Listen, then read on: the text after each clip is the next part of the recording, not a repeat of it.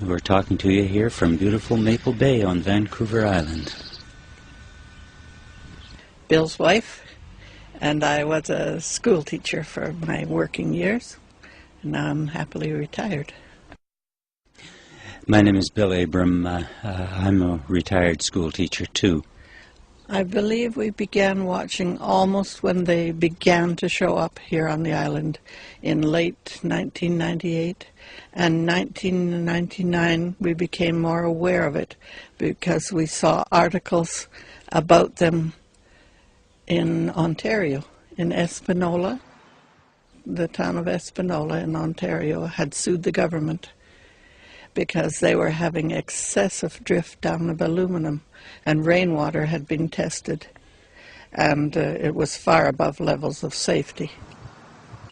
So once we read that and knew that it was a real thing and we weren't just seeing contrails from normal airplanes, we began to watch very carefully. So that was after 99. Contrails are very commonly left behind a normal aircraft that's flying when the exhaust meets cold air, very cold air. It has to be 70 degrees below or something very cold, and it condenses, and you see it come out as a long line as the airplane flies, and normally they disappear within a few minutes. At the most, they've ever been measured to last about 20 minutes when conditions are very stable, but mostly they just disappear. The chemtrail, what we call chemtrails, is not the regular exhaust. It'll form, and it doesn't have to be into such cold air at all. At much lower levels, not so cold, and it sprays out, and it hangs there in the air. It doesn't disappear in a few minutes.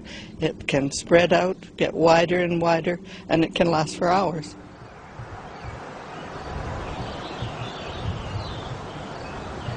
Back in the early 50s, 1951, I signed up as a meteorological observer for the Department of Transport. I was stationed at North Bay, Ontario. As a weather observer, I had to identify every cloud in the sky and transmit the observations hourly to the Weather Service. And so, consequently, I certainly got to recognize what was a genuine cloud and what wasn't. At that time, of course, I had nothing to compare it with, so I just knew what mare's tails were and the elevations of the clouds. I had to identify them. But as I see the chemtrails here, they do not match what I was taught was cirrus or mare's tails or altostratus in a very thin layer. It just does not match with my observations in the early 50s, working as a weather observer.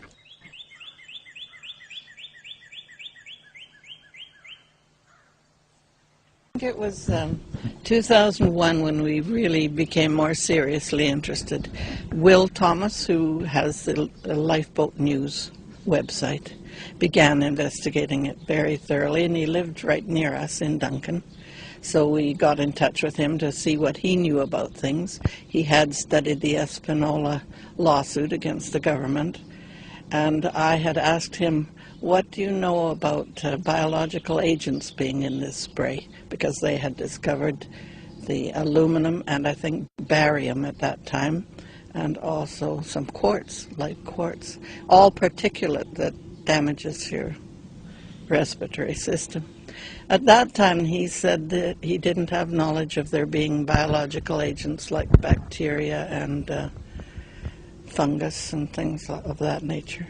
But we kept in touch then, and as Bill said, we went through investigating about the people who were having definite health problems and putting it down to fallout from the sky.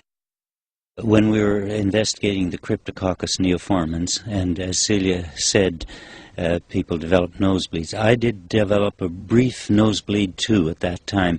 I was trying to capture some of the fallout, and I spread a black tarp out on the lawn. After a day of it being out there, there was a filmy, talcum, very slippery surface all over the black tarp, which, was not normal for the tarp.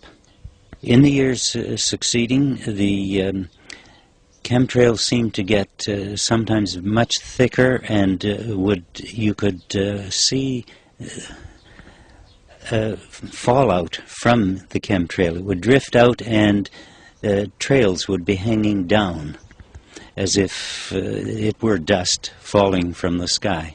To begin with, all the trails were long and they were crisscrossing like a checkerboard. But then 2 years ago, we'd start to see a big puff of white, and then all the fallout, the strands and the powder drifting down, sailing out over the sky, and the plane would go along and be another big puff. They were starting to puff it out. The other interesting thing with the long ones is that makes you realize they're not contrails following an airplane. They're going along and they're very solid and then just stop. They're just cut off. Either the tanker ran out of spray or for some reason, or you'll see it come along and then take a U-turn and head back, which no commercial aircraft, which is what the authorities tell us, it's just a commercial aircraft.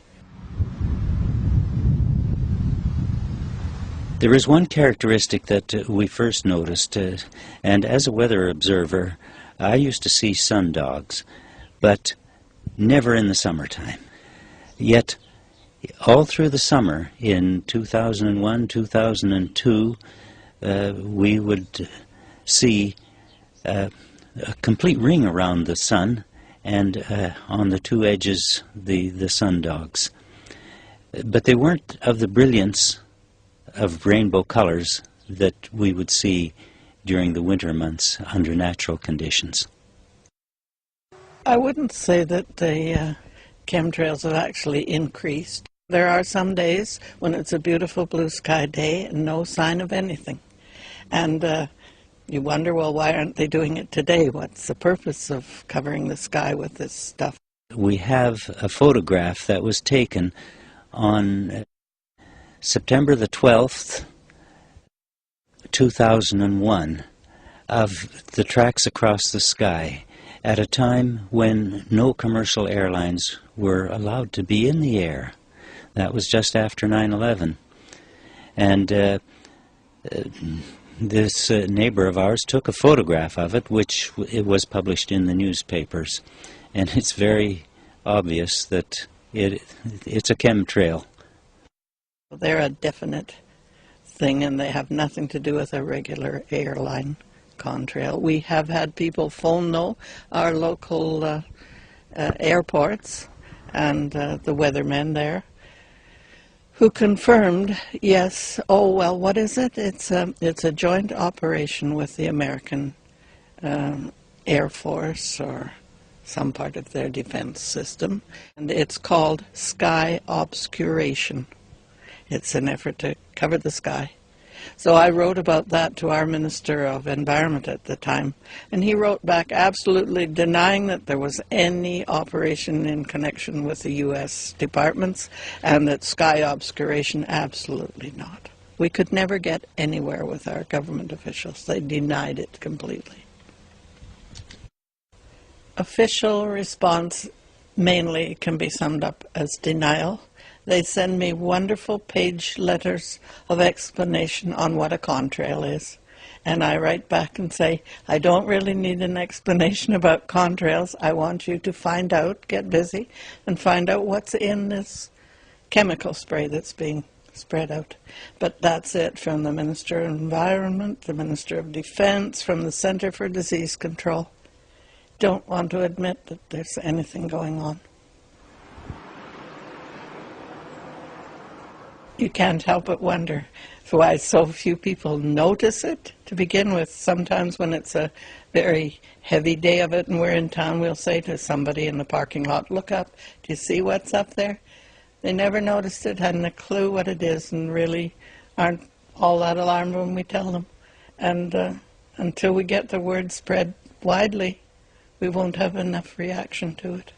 But we do put things in the paper, and I send out other information saying, call the government, call the Environment Department, tell them we don't want our skies covered with this. We have never been asked for permission to allow our blue skies to be covered. Never asked us.